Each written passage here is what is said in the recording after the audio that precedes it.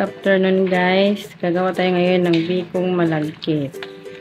Ayan, maglalapik na tayo at nilagyan ko ng 4 na pirasong kalamansi para mabango ang ating biko.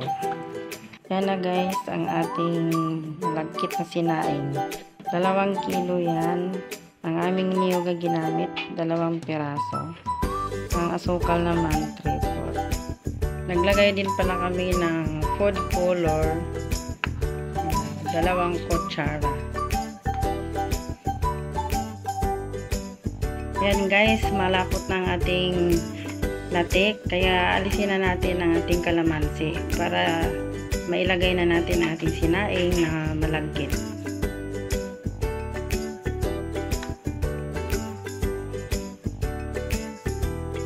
Maiwan na ang bango niyan sa ating latik. Yan, maglalagay na tayo ng ating sinaing na malagkit sa ating latik.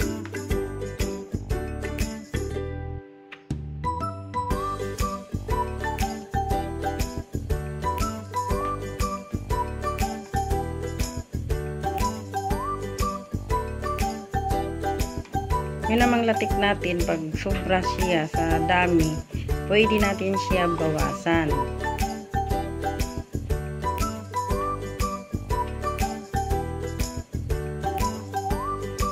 Yung tutong idadamay mo pa.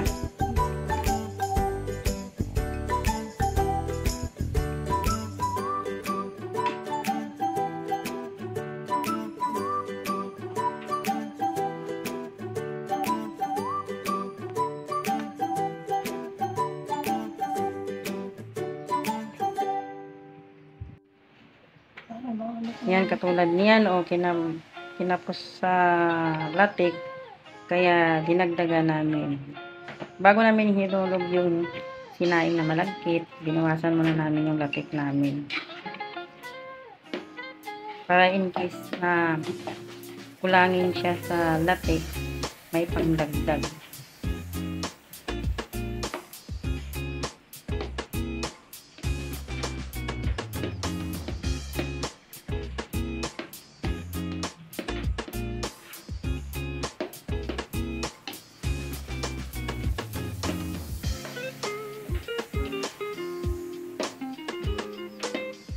Pagkatapos haluin, takpan natin siya at isalang sa mahinang apoy hanggang sa malugkot.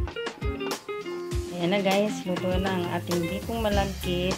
Sasalin na natin siya sa bilao.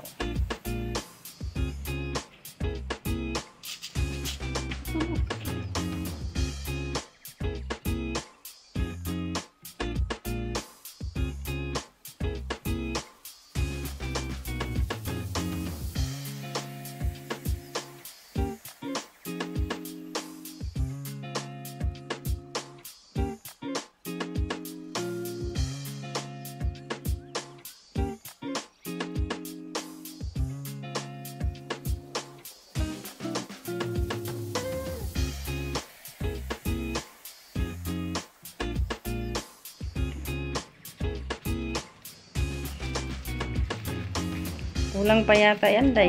Dagdagan pa.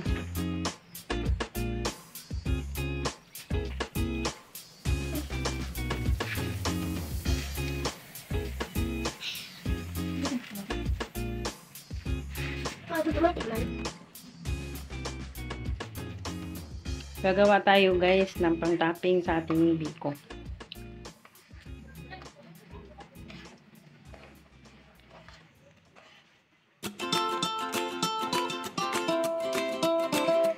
Natin ang biko. Ayan, nakalagay na ako dito sa pinggan. Sobrang excited.